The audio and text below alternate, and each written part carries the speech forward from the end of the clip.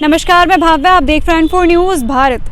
हजारीबाग में करोड़ों का फ्रॉड का मामला सामने आता है। लगभग 3 कोयला कंपनियां जो हजारों हजार टन के कोयले बेच करके करोड़ों का व्यापार कर रही थी, लेकिन जैसी बात आती है जीएसटी की, उन्होंने उसका रुख एक गरीब किसान की तरफ मोड़ दिया। पूरे मामले की जानकारी मैं आपको अच्छे से दे दें। बात है हजारीबाग घुटपा निवासी किसान मुकेश कुमार सिंह के। जब उनके पास जीएसटी डिपार्टमेंट से उनको 2 करोड़ का क्लेम नोटिस जाता है, तब उनके होश उड़ जाते हैं। हालांकि मुकेश कुमार ज़्यादा पढ़े लिखे नहीं है और नोटिस अंग्रेजी में जाता है, तो उनको समझ में नहीं आता है शुरुआत में, लेकिन जब उनकी वो जांच परख अच्छे से करते हैं तब उनको पता चलता है कि उनके पास नोटिस आया है 2 करोड़ का। पूरी जानकारी मैं आपको अच्छे से बता दें। किसान मुकेश कुमार सिंह के दस्तावेजों जैसे कि आधार कार्ड, पैन कार्ड और उनके बैंक अकाउंट का नंबर को गलत तरीके से इस्तेमाल करके उन तीनों कंपनियों ने जीएसटी का जितना बिल होता है वो इस तरफ मोड़ दिया, जिसके बाद मुकेश कुमार सिंह को ये नोटिस जीएसटी डिपार्टमेंट से ये नोटिस जाता है। इस बारे में मुकेश कुमार सिंह ने क्या कुछ कहा है, ये जानते हैं।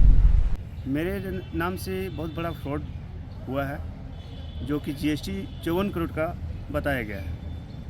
नोटिस आया इनकम टैक्स वाराणसी से, वहाँ नोटिस जब आया तो इंग्लिश में इतना समझदारी नहीं था। मैं अपने करीबी दोस्त रंजीत पाठक को फ़ोन किए, जब नोटिस दिखाए तो बोले कि आपके साथ बहुत बड़ा गेम हुआ है। तो रंजीत पाठक और वो बोले कि मेरे एक सीए हैं, उनसे जाकर मिलते हैं।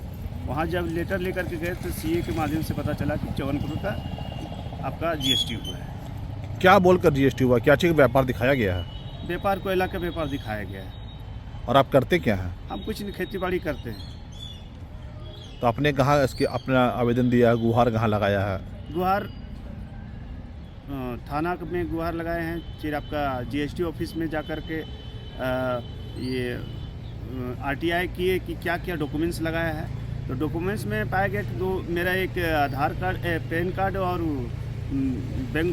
छोटा बैंक का पासबुक यानी जनधन खाता का दोनों का उपयोग किया है। और ज़मीन का रसीद बड़का गांव संबरसा का लगाया है, लेकिन मेरा नाम पर ज़मीनें नहीं हैं। और जो ईमेल भी मेरे नाम पर नहीं है, ना फ़ोन नंबर भी मेरे नाम पर नहीं है। मेरा नाम मुकेश कुमार सिंह, पिता स्वर्गीय कमल सिंह, प्रखंड सदर, पंचायत हुटपा, ग्राम चाय के निवासी हूँ।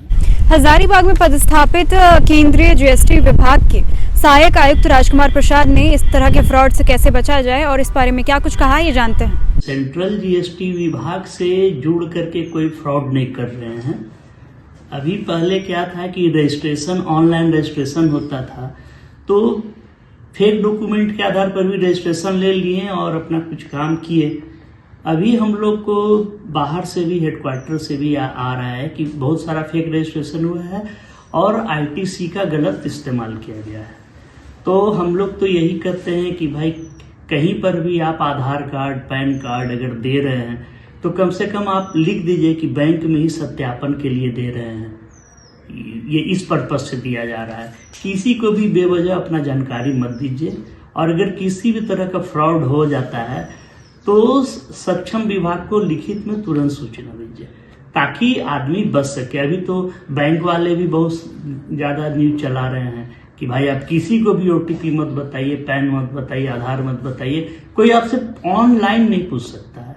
अगर बैंक फर्जीवाड़ा क्यों हो रहा है कि बोलता है कि आपका क्रेडिट कार्ड बंद कर दिया गया, एटीएम बंद हो जाएगा, वो सब फर्जी है। अगर कुछ ऐसा है तो बैंक जाइए, और बैंक जाने के बाद वहां पर भी जो वो आपसे कागज मांगेंगे, पैन कार्ड का कॉपी मांगते हैं, आधार का कॉपी मांगते हैं, बेसिकली यही 2 मांगते हैं, उसमें भी आप लिख दीजिए कि ये इस पर्पज से दिया जा रहा है, ताकि फर्जीवाड़ा से बच सके।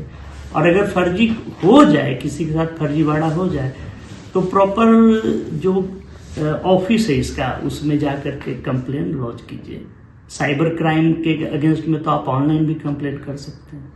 और हम लोग के विभाग से रिलेटेड अगर कोई आप लोग को जानकारी है कि ऐसा हुआ है तो लिखित में कंप्लेन दीजिए, हम लोग उसको मुख्यालय भेज करके उसमें जांच करवाएंगे।